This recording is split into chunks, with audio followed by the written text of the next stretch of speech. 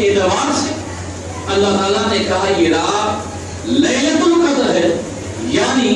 آج جو عبادت کرنے والے ہیں وہ قدر والے ہیں، آج یہ قدر والوں کی رات ہے۔ چوتھی وجہ، قدر جو ہے یہ معنی آتے ہیں تنگی کے، قدر کہتے ہیں تنگی کو۔ آج کی رات میں آسمان ملائکہ جتنے بھی آسمان پر ہیں، ساتوں آسمان پر جتنے بھی فرشتے ہیں، وہ آسمان کو چھوڑ کر زمین پر آتے ہیں، اور سارے فرشتوں کی تعداد اتنی ہوتی ہے کہ زمین و آسمان اور زمین کا یہ بچھونا بھی ان فرشتوں کے آنے کی بنیاد پر تب بیٹھتا۔ تو ذرا سوچے کہ آج کی رات زمین پر صرف اہل ایمان، زمین پر صرف اللہ کی عبادت کرنے والے ہی نہیں، بلکہ آج کی رات رب کے وہ فرشتے جو آسمانوں پہ مامور ہیں، وہ زمین پر آپ کے ساتھ اس عبادت میں شب قدر میں شریک ہوتے ہیں۔ یہاں تک کہ ایک روایت ہے کہ تنزل الملائکۃ والروح فیہا بإذن ربہم، کہ آج کی رات جو فرشتے آتے ہیں، خاص طور سے جبریل امین بھی آج کی رات وہ زمین پر آتے ہیں اور سب سے مصافحہ کرتے ہیں۔ علماء نے یہ بیان کیا ہے کہ مصافحہ جبریل امین نے کیا ہو، یہ ہمیں پتہ کیسے چلے گا کہ مصافحہ جبریل امین نے کیا؟ اس کے بارے میں کہتے ہیں کہ اس کا یہ ہے کہ جب آپ کو یہ احساس ہو، آپ کے بدن میں کپکپی رب کے خوف سے پڑنے لگے اور آپ کی آنکھوں میں آنسو جاری ہو جائے، تو سمجھ لو آج کی رات تم سے سید الملائکہ جبریل امین نے مصافحہ کیا۔ پانچویں وجہ یہ ہے، جنت کے جتنے بھی خدامین ہیں، جتنے بھی خدمت کرنے والے لوگ ہیں،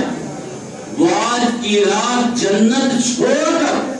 زمین پر آپ کے ساتھ آپ کی اس عبادت میں شریک ہوتے ہیں۔ اب شب قدر ہے کون سی رات؟ تو احادیث میں اس کے تعلق سے آیا ہے اتفاق راتوں میں 21ویں شب، 23ویں شب، 25ویں شب، 27ویں شب یا 29ویں شب، تو جو طاق راتوں میں ہے۔ لیکن حضرت عبداللہ ابن عباس، حضرت عمر ابن فاروق اور دیگر صحابہ کرام نے کہا کہ تحقیق کے مطابق، اور ایک صحابی رسول نے تو قسم کھا کر کہا کہ میں اللہ کی قسم کھاتا ہوں کہ شب قدر یہ 27ویں شب کو ہے، 27ویں شب کو ہے، 27ویں شب کو ہے۔ آج ہی کی شب یہ شب قدر ہے، لیلۃ القدر۔ اور حضرت عبداللہ ابن مسعود نے قرآن کی آیت سے ہی ثابت کیا ہے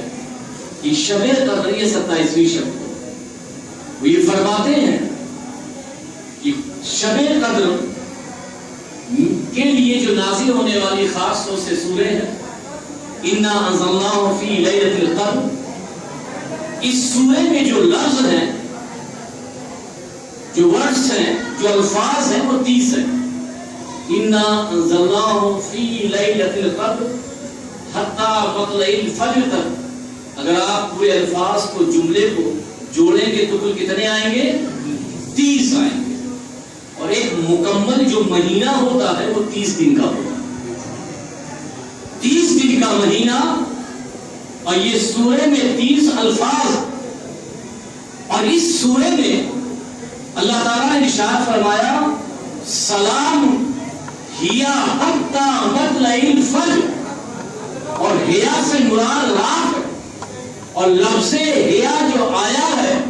وہ 27ویں جہاں آیا، یعنی اِنَّا أَنزَلْنَاهُ کے بعد اگر آپ جوڑیں گے تو لفظ ہیا یہ 27واں لفظ ہے، تو 27واں لفظ یہ اشارہ کر رہا ہے کہ سورہ کی تعداد لفظ کے اعتبار سے 30 ہے، اور جہاں لیل کہا گیا ہے وہ 27 ہے۔ گویا کی شب قدر یہ 27ویں شب کو ہے۔ اور ایک وجہ بتاتے ہیں کہ دیکھیے لیلۃ القدر میں جو حروف ہیں وہ 9 ہیں، اور قرآن کی اس سورے میں 3 بار لیلۃ القدر آیا، انا انزلناہ فی لیلۃ القدر وما ادراک ما لیلۃ القدر لیلۃ القدر خیر من الف شہر۔ 3 بار لیلۃ القدر آیا ہے، اور لیلۃ القدر میں 9 حروف ہیں، اور 9 کو 3 سے ضرب دیں گے تو 27 آئیں گے، گویا کہ 27ویں شب ہی یہ شب قدر ہے۔ اب اس شب قدر کی اہمیت کیا ہے؟ میں حدیث پاک کے حوالے سے یہ بات کہہ کے گزر جاؤں۔ حدیث پاک میں آیا ہے، اور بخاری شریف کے حدیث پاک ہے کہ اللہ کے رسول صلی اللہ علیہ وسلم اپنے صحابہ کرام کو، اپنے جانثاروں کو، محبت کرنے والوں کو یہ فرما رہے تھے کہ قوم بنی اسرائیل میں پچھلے نبیوں کی امتوں میں بڑی عمریں ہوئی، کوئی 100 سال کا ہوا، کوئی 500 سال کا ہوا، کوئی 1000 سال کا ہوا، اور ظاہر سی بات ہے جن کی عمریں ہوگی اتنی کی عبادتیں ہوں۔ تو اللہ کے رسول صلی اللہ علیہ وسلم کے دل میں رنج ہوا کہ ان کی امتیوں میں 1000 سال انہیں ملے اور 1000 سال انہوں نے عبادت کی، تو 1000 سال عبادت کا انہیں ثواب ملے گا، میرے امتی کی عمر 50 سال ہے، 60 سال ہے، 100 سال ہے، اگر انہیں بھی اتنی عمر ملتی تو یہ بھی عبادت کے اعتبار سے ان پچھلے امتیوں کے ساتھ ثواب میں برابر ہو جاتے۔ دل میں میرے آقا کے ایک خیال آیا، ایک رنج پیدا ہوا، ایک غم پیدا ہوا۔ اللہ نے دل کی حالت کو جان لیا، جبریل امین کو بھیجا اور کہا میرے مصطفیٰ سے کہہ دو غم نہ کریں، آنسو نہ بہائیں، اپنی امت کے تعلق سے رنجیدہ خاتون نہ ہو۔ ارے ہم نے آپ کی امت کے لیے، آپ کے لیے ایک رات لیلۃ القدر اتاری ہے، اگر اس رات میں ایک امتی چاہے جیسا ہی گنہگار امتی ہو عبادت کرے گا تو ایک رات کا ثواب نہیں بلکہ 1000 مہینوں سے زائد کا ثواب ملے گا۔ اگر 1000 مہینوں کو آپ کاؤنٹ کریں گے تو 83 سال 4 مہینے ہوتے ہیں، شاید کہ ہماری عمر بھی اتنی نہیں آج کے دور میں ہوتی، یعنی آج کی رات کی عبادت 83 سال سے زائد اگر عمر مل جائے تو اس سے بھی زیادہ عبادت کرنے کا ثواب ہے۔ تو بڑی مبارک رات ہے، اس رات کو ہم غنیمت جانیں اور اس رات کو ہم عبادت کے لیے، اللہ کی ریاضت کے لیے، اللہ کے ذکر کے لیے گزاریں۔ اور آخری بات جو صوفیاء کرام نے کہی، بڑی اچھی بات کہی ہے کہ قرآن نازل ہوا شب قدر، یہ سینے مصطفیٰ، قلب مصطفیٰ پر نازل ہوا۔ یہ رات لیلۃ القدر اس لیے ہے کیونکہ قرآن نازل ہوا، قرآن قلب مصطفیٰ پر نازل ہوا، اس لیے رات لیلۃ القدر ہے۔ اب یہ کہتے ہیں کہ قرآن نازل ہوا سینے مصطفیٰ پر تو رات ہو گئی لیلۃ القدر۔ ہم بھی قرآن کی تلاوت کرتے ہیں، اگر قرآن کی تلاوت کا نزول ہمارے سینوں پہ ہوتا ہے، یعنی ہم الحمدللہ رب العالمین اگر پڑھیں اور یہ یقین بھی رکھیں کہ ساری تعریف، ساری توصیف، ساری خوبیوں کا مالک یہ کوئی اور نہیں ہے بلکہ اللہ سبحانہ و تعالیٰ کی ذات ہے، تو جس طرح اس کی تلاوت کرتے ہیں اگر ہم سینے میں اس تلاوت کو اپنے دل میں سما لیں تو اس بندے کے لیے ہر وقت قرآن کی تلاوت کے بعد لیلۃ القدر ہوگی، شب قدر ہوگی۔ تو یہ مبارک رات جو نزول قرآن کے اعتبار سے سینے مصطفیٰ پر نازل ہوا، شب قدر ہوئی، ہم بھی اگر قرآن کی تلاوت کرتے رہیں اور قرآن کو اپنے دل میں سینے میں بساتے رہیں تو یقین جانیے آپ کی ہر رات، آپ کا ہر لمحہ، آپ کی ہر ساتھ یہ مبارک رات ہوگی، قدر والی رات ہوگی، قدر والا لمحہ ہوگا۔ اللہ تبارک تعالیٰ کی بارگاہ میں یہ دعا ہے کہ اللہ نے جو ہمیں شب قدر عطا کی ہے، ہم اس شب قدر کے تقاضے کو پورا کریں۔ اور شب قدر کے بارے میں ایک حدیث پاک ہے، بخاری شریف کی حدیث پاک ہے کہ یہ اللہ کے رسول صلی اللہ علیہ وسلم بتانے والے ہیں کہ کون سی رات شب قدر ہے۔ جب آپ نکلے تو دیکھا دو مسلمانوں کے درمیان جنگ ہو رہی، لڑائی کر رہے ہیں، آپ نے دیکھا